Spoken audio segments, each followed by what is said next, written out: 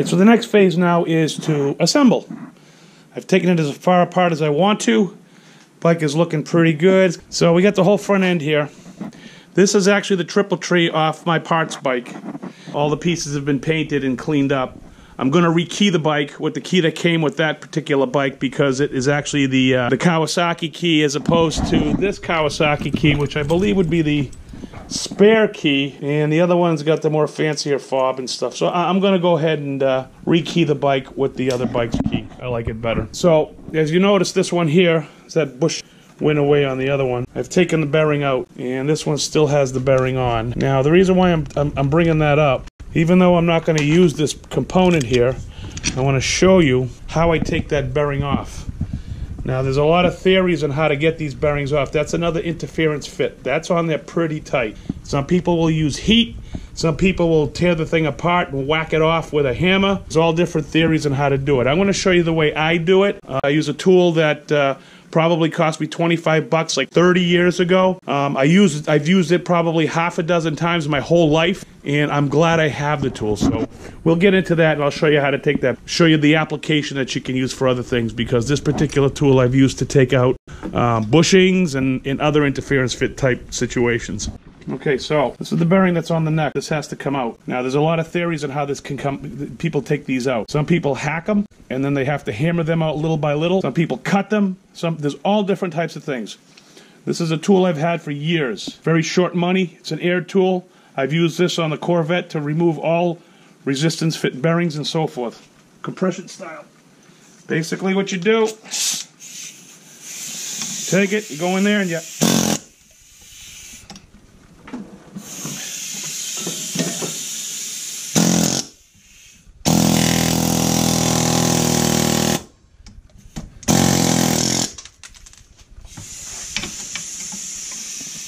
Okay, so I'm going to go in behind it now. I'm just going to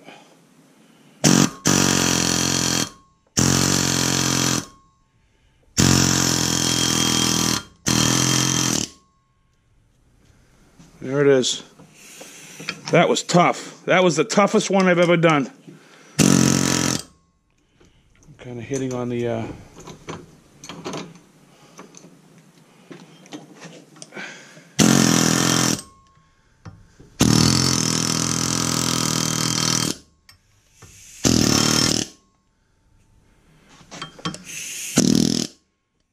well, typically if this hadn't, and there you go, decided to come under the rubber, and push it out that way. It worked. The tool's great. It does its job. It does its job every time. Even when I didn't think the thing was going to do its job, it did its job. Alright, so this is going to go in here.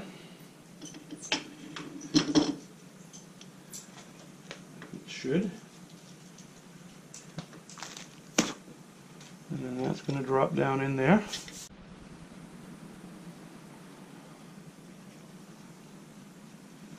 Alright, so we put the seal on.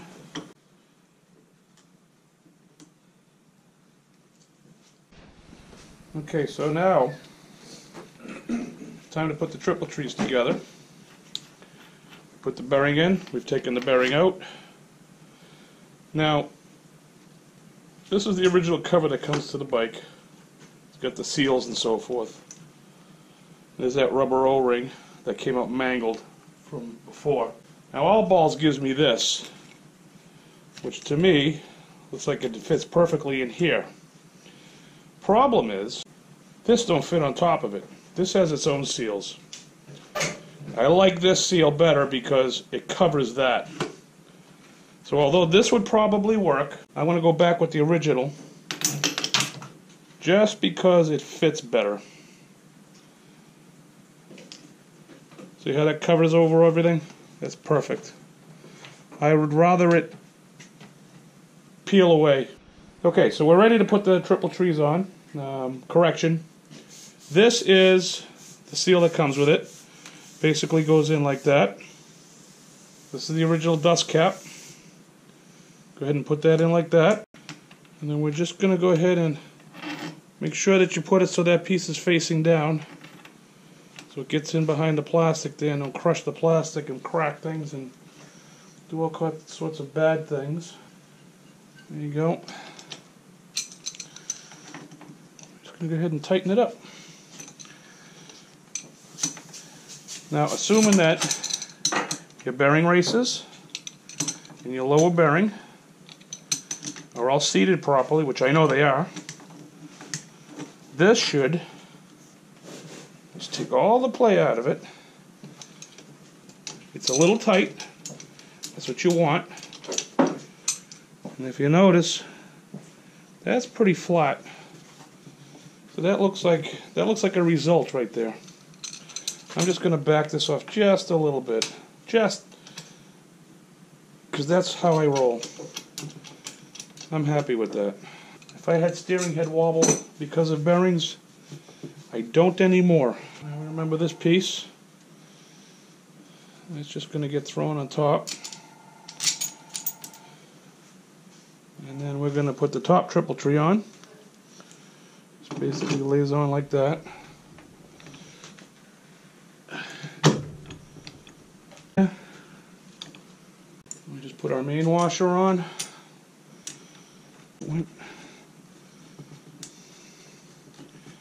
And I'm just going to hand tight it for now, because you're going to want these two to self-align when I put the forks back in. So there you go. So now that I got the new top triple tree on, you can notice, if you don't know if you can read that, it says GTR. This is the actual key to the secondary bike. Well, the reason why I rekeyed it is because this gives me an extra. The original key that I had, I only had one key. So that's it. So I just got to take out the seat lock and the helmet locks, and I have a rekeyed bike with that key, which I think is pretty cool. All right, next step is going to be getting the forks fluid changed out and prepped so we can get it in the bike. We'll tackle that next. Okay, so got my helper here, my son, Alex.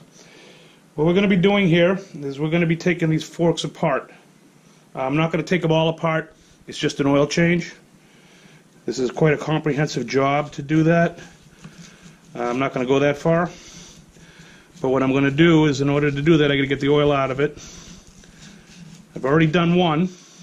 This is the second one. I figured I'd share it.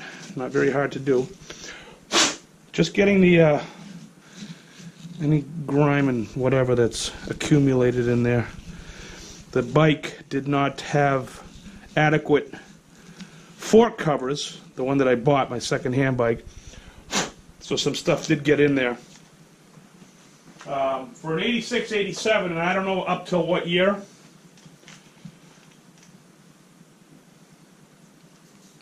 we've had this drain hole. This drain hole is only unique on those years, the first gen. Later the forks were upgraded without that. So you actually had to take the whole top of it off and drain it from the top. And I think you drained it from the bottom too, but I don't know. On my bike, I don't care. So what we're going to do is we're going to take this off. This particular one's a 19 millimeter. It's rubber O-ringed. It's not that hard, but it's under tension because there's a spring in there. This actually has what's called a progressive spring, which I'm not a fan of. So we're going to go ahead and start cranking this out. Ooh, okay. That's not very good. I'm going to try with the impact. That's 19 mil. Just to crack it. Never had this problem. So we're going to put a little impact to it. That looks like it did something. Just to crack it loose. I'm going to go ahead and life is good. I've already done one, so I know that this cap is going to come a little over flush with that before we run out of threads. But I'm already starting to press down. One other thing I want to note, on these bikes that have the air piece, the air rolling or whatever you want to call it, there's a hole here that we talked about earlier. Oil will come out of that because when you fill these up, you have to fill them extended, or oil will come out of that. So when this cap comes over, it's going to want to compress. And when it compresses, the oil will start coming out of that hole, so you got to kind of hold it up. So me and my son here are going to be sort of fighting each other as this gets unscrewed. Okay, so we're just about there. So I can expect now to have it release.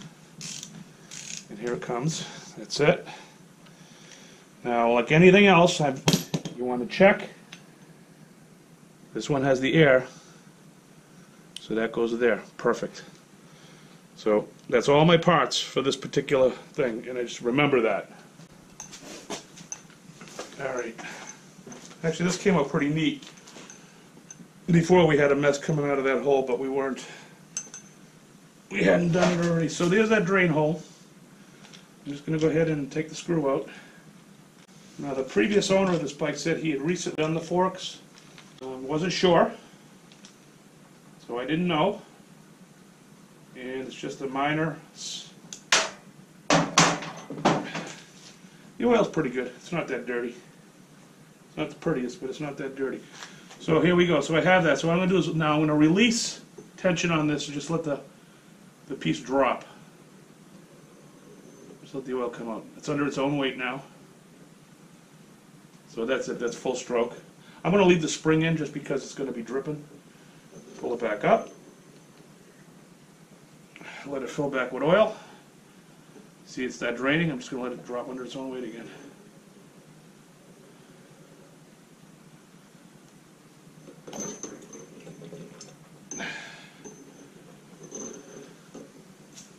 There was no reason for me not to think that he hadn't done the oil, because he said he did the seals, and the seals look good.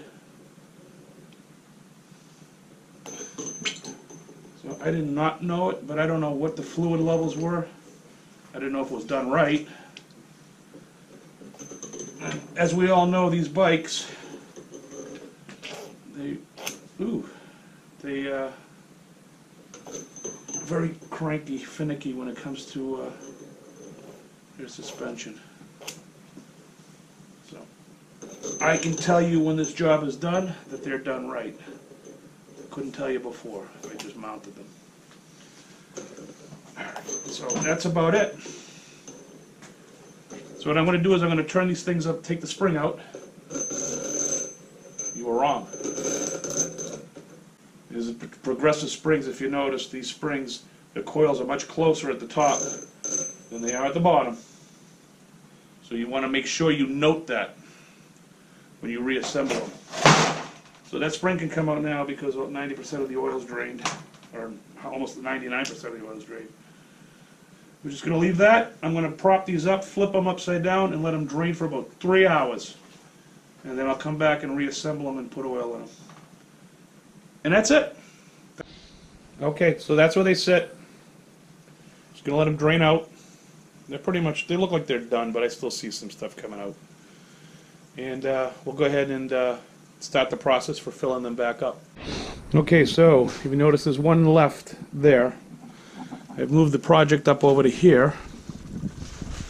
And there's the shock all drained, wiped down.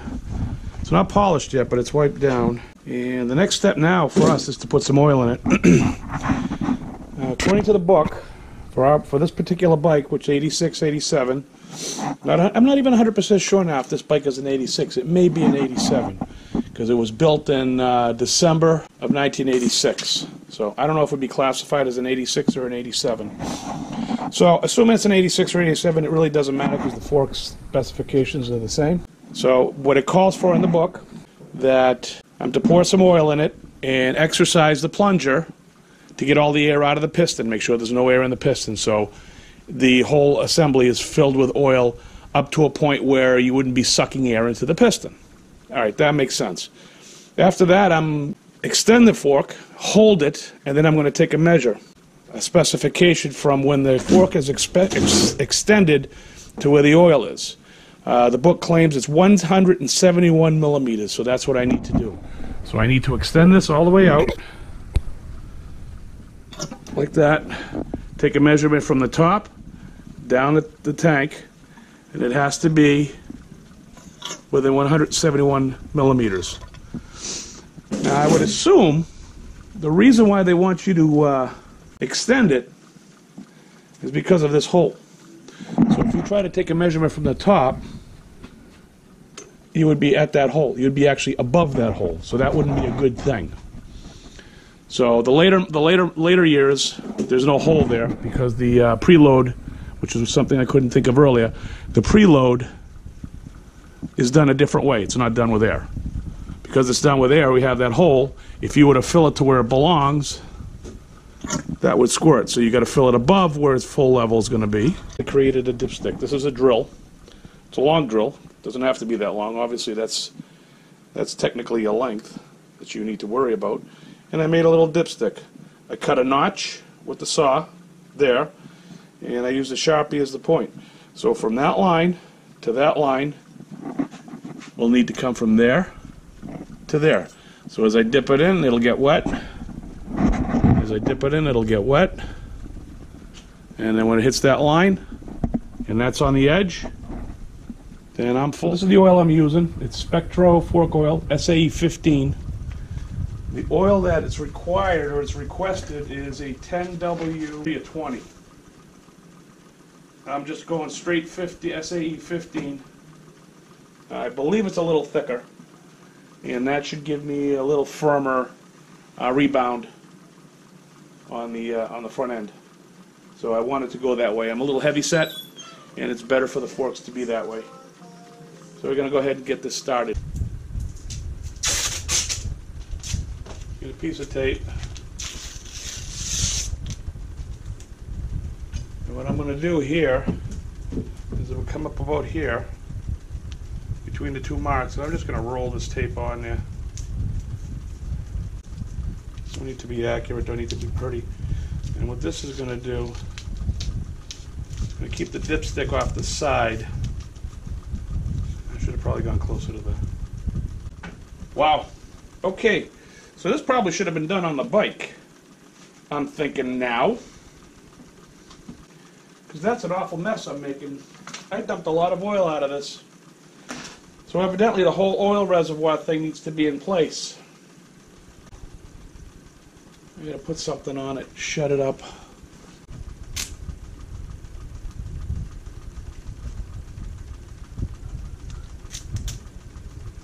Put a piece of tape there for now. I'm going to transfer this over to the bike, obviously, and I think I'm going to have to assemble everything on the bike and do the fluid on the bike. Evidently, the level that has to be at is above that hole. So there's absolutely no way to pour oil into that thing off the bike. It has to be on the bike. Those equalizer pieces need to be in place because the oil level goes above it. Doesn't say it in the book, but that's what it is. But it does show the process being done in the bike. So we'll do it in the bike. All right, let's see if I can recover from the mess that I made. I just took the other shock. It's drained. I didn't put anything in it. And I'm going to put it in the bike. And then I'm going to get the other one that I tried to put oil in. And I'm going to put it in the bike. And then I'm going to fill them with oil once this piece is on. Because this piece slides down in here, and it's the equalizer tube. I think the oil is shared between the two. So the level is like right on the line of where these holes are. So looking in the book shows it not on the bench, but it shows these things being filled on the bike. So I'm assuming that's why. Maybe there's a warning in there I didn't read. I tend to prefer the pictures. Okay, so anyway, go ahead and open this up. We're going to slide this up through here. And then this is going to go on here. I put a little bit of fluid on there. Notice I didn't wipe this too much because I actually want a little grease on here. My hands are greasy and I'm kind of glad they are. Yeah, I'll do it this way. Okay. So we're going to go ahead and slide it even further. We're going to get it in the top tree. Now if you remember, the top tree, this thing extended beyond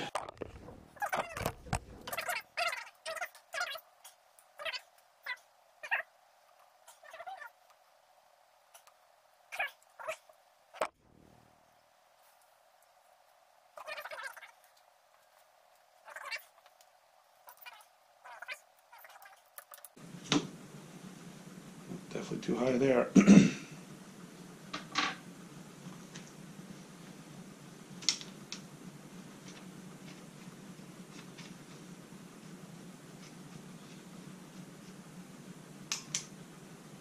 That's it.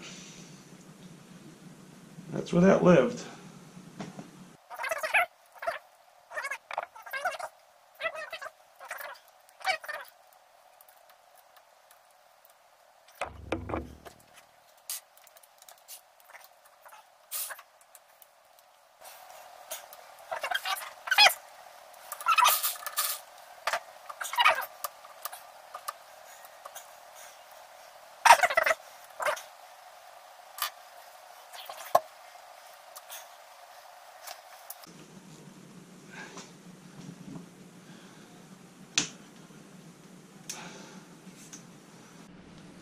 Okay, through the magic of editing, that's been repaired.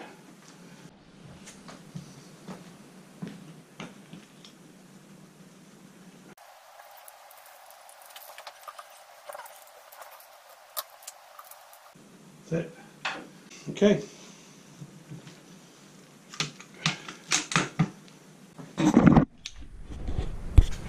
Just one quick note.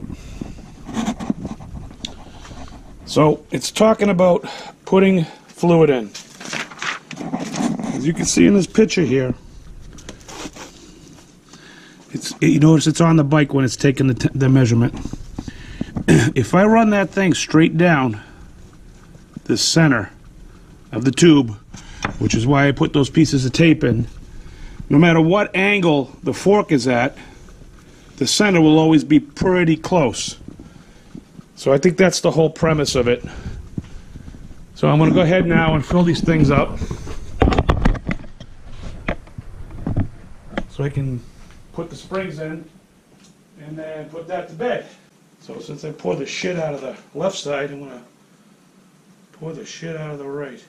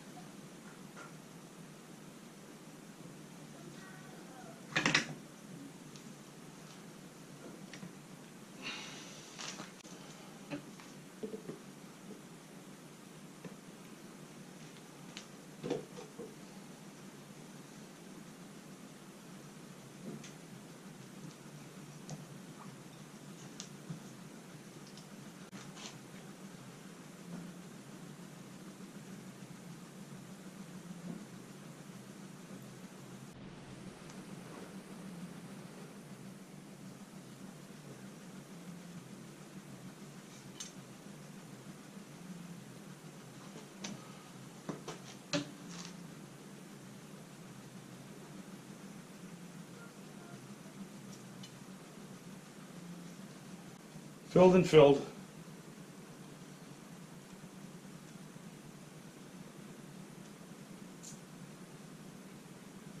Right on the money. Dry. Okay, good.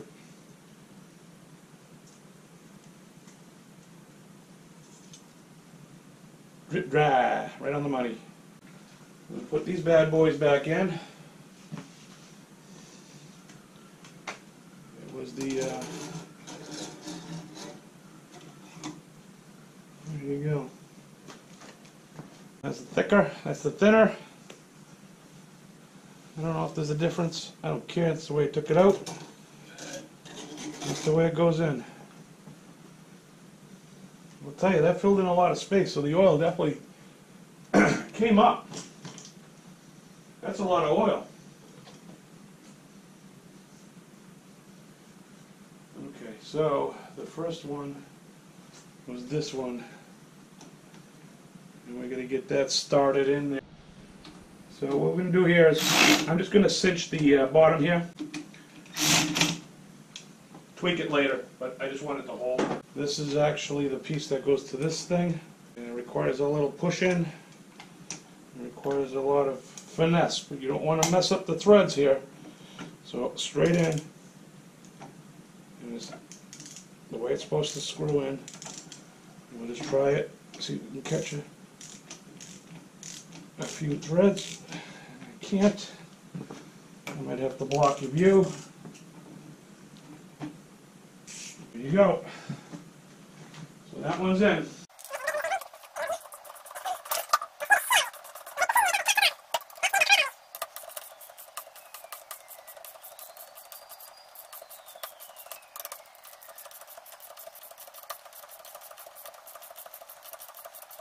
Alright, there we go. That one's in. These are things with O-rings. So typically O-rings you don't torque down too hard.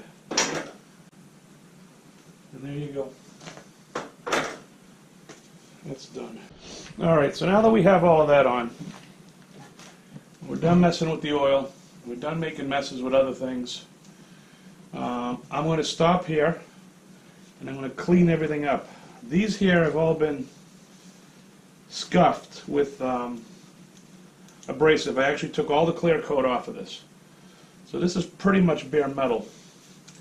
And I left it like that because I knew I was going to be handling oil and I didn't want to polish it. I'm going to take some time out now because once all the components go on the lower half of these forks, you're not going to be able to clean them at all. Alright, so there you go. The forks have been complete. So we're at a point now where everything mounts around this. So we're basically going to start reversing the process. A lot of the dash components, the handlebars and so forth, I'm going to swap out. So there's going to be a lot of, in a sense of yelling. So I want to tighten this taut nut. What it's going to do is it's going to compress everything down and then I'm going to cinch everything. And they should all be in alignment the way it needs to be. I'm not grabbing the forks at all. I'm letting the stop of the lower tree. And that's it. So whatever compression that just happened here, it slipped through the bottom tree. The alignment stayed the same. Okay, now I'm just going to torque these 4 bolts. And then I'm going to move on to the next phase of what gets put back on the bike.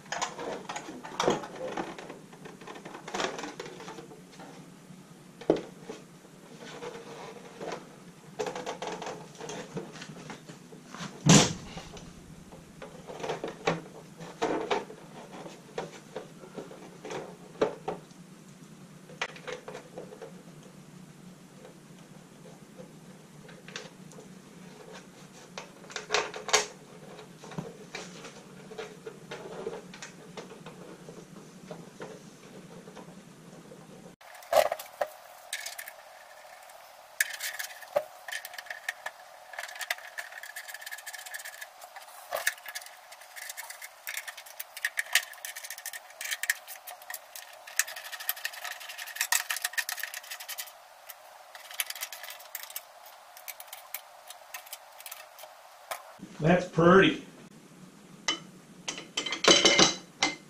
I am apparently throwing shit everywhere. So this will get some caps. So I'm going to take the cap off.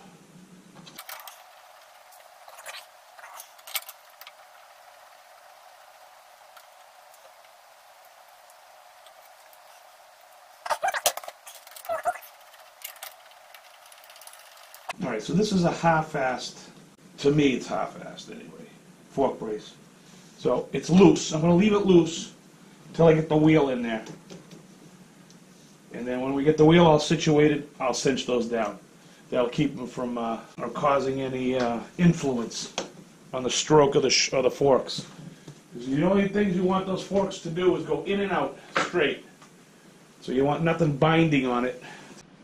So you want nothing binding it. Alright, so I'm going to pull these caps off too. Alright, let's take a look at the wheel. Oh, I gotta reference my book because I've had these off, the discs off, and they just put in. I gotta reference my books and I gotta go torque these things down. Okay, so I figured since I got the wheel apart, it just doesn't make any sense not to change the wheel bearings. I don't know what kind of condition they're in. These are actually off my parts bike. This rim is off my parts bike. So I'm going to change the bearings out. So if you look in there, there's a clip right there. I'm going to go in there with this tool, grab it,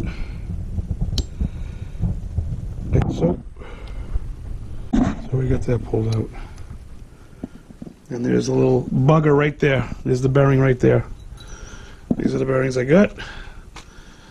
So basically what I'm going to do is go in there, whack those suckers out of there. Go in and whack those suckers out of there. And then hammer the new ones in. Okay, so I didn't film taking the bearings out of the wheel just because this isn't in a good spot for me. So holding the camera would have been a pain in the ass. It was definitely a two-man job, but I'll tell you basically what I did. So you saw me remove these clips. There's clips on both sides. This is the dust seal. I actually managed to get that one out without damaging it. It's going to go back on. That's good. So what I did was I went in there, I took this, and I poked it in through there, and I moved the spacer, the wheel spacer, this thing right here, out of the way, which caused a little lip. Then I took this and went back in through the hole, and I get a nice little edge on here. I went in through the hole, and I found where the spacer was just gapping through, and I whacked it. And then I reversed it, did the top, and I whacked it. And then when I did the bottom, one last whack, choom, sent the thing out the other side, it was done. Flip the wheel over, and I got this one. And what this is just another one. It's another chisel, but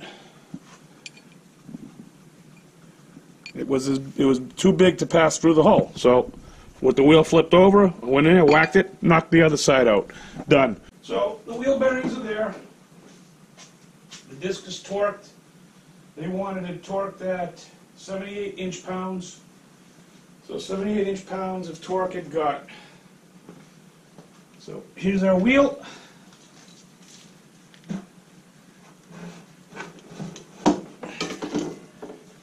Ready to go in. Looking good. The disc.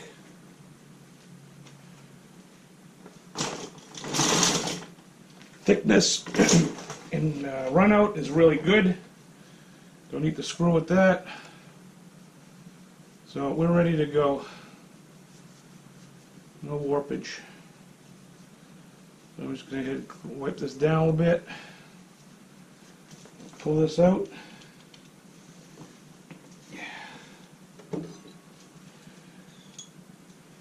Beastie goes in here. Like that. And then this goes in like that. Now what I think I want to do is I want to dress up this a little bit.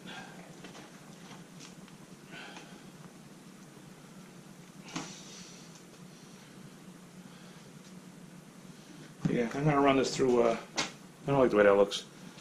Just because. So, it's a lot better looking.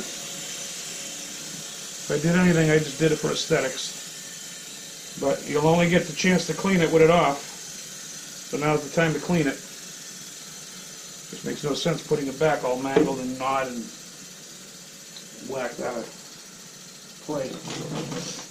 So we got that, we got that. I need 3 feet and 2 hands and 4 hands.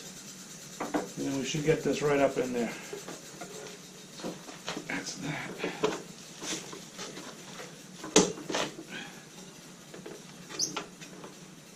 There's my 2 feet. Let me get my 3rd hand. There we go. Let me get my 6th. Well, I need 6 hands. There we go. There you go. Come on, baby.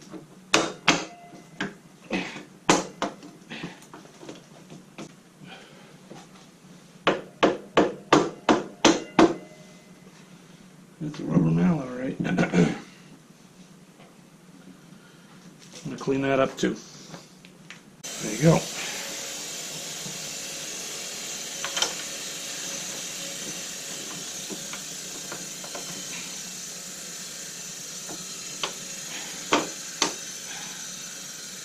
go. I think I might take a break and take inventory here.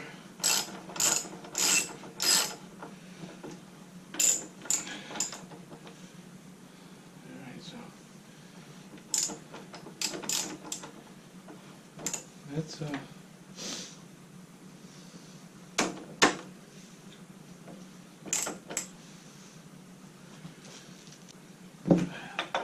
son of a bee.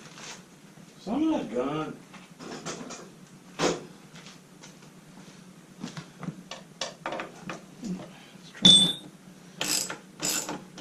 Yeah, okay.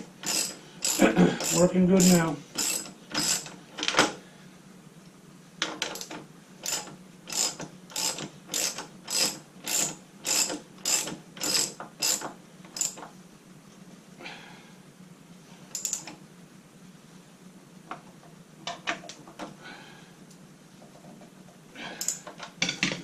There you go. I'm going to torque it, but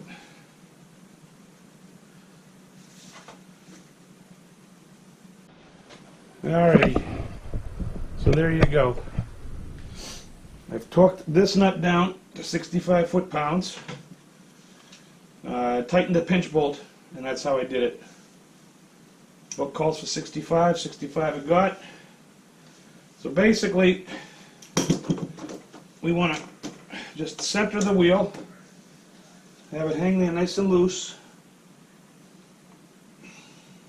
There you go. And then I'm just going to tighten up the pinch bolts.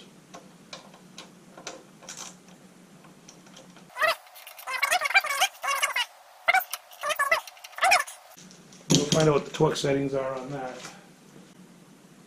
13 inch-pounds, whatever the hell, that's not right. It's the word stop. Whenever I say the word stop, it stops recording. Wow. I'm going to stop here, and I'm going to clean up a little bit. After I get all this that I just said done, I'm just going to go ahead and clean up. Wipe the bike down, pick up the tools. My bench of parts that are going to go on this bike is starting to dwindle a little bit, which is a good thing. So, I'm happy. Okay, that'll be it. See you in the next phase. GoPro, stop recording. Alright, so I've just put air in here.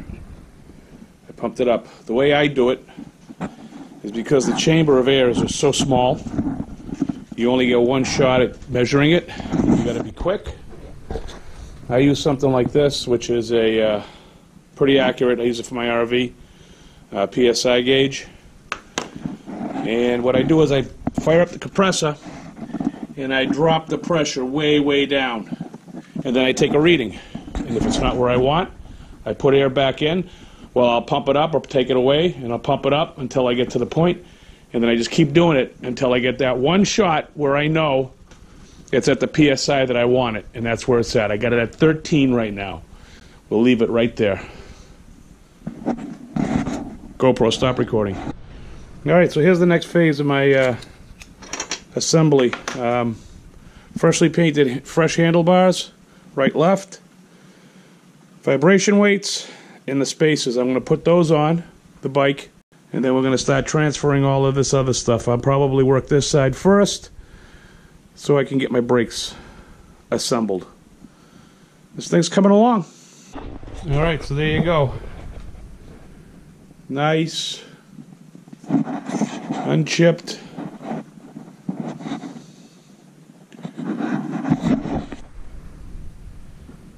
Handlebars mounted. So now we're going to start moving all the controls over to the new handlebars. Beautiful. I think I'm going to run out of battery again. Okay, so the front end's done. Brakes are in. Lines are plumbed. I haven't bled them yet.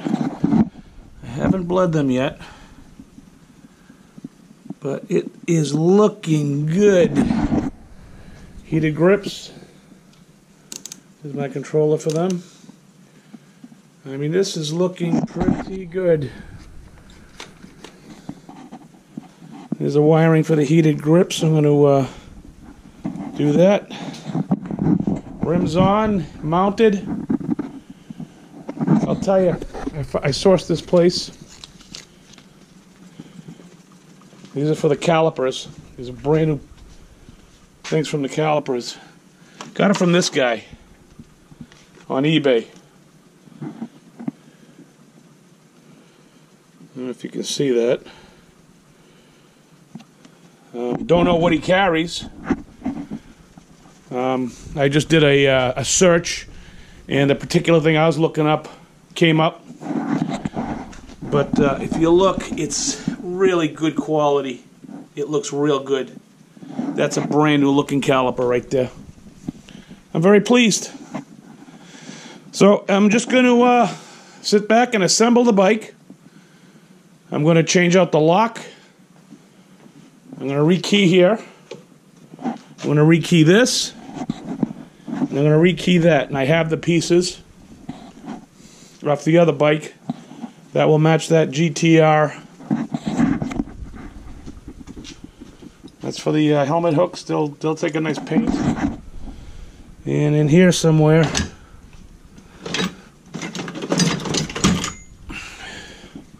there's my lock for my seat. So that'll all go onto the other bike, and that'll be it. So, one day to take it apart. I'm on the second day of assembly, and really it's pretty much done. I'm just going to bleed everything, hook up the grips, and just all I got to do is tap into the system, hook up the grips, and put everything back, put all the plastics back. So I think I'm going to end it here.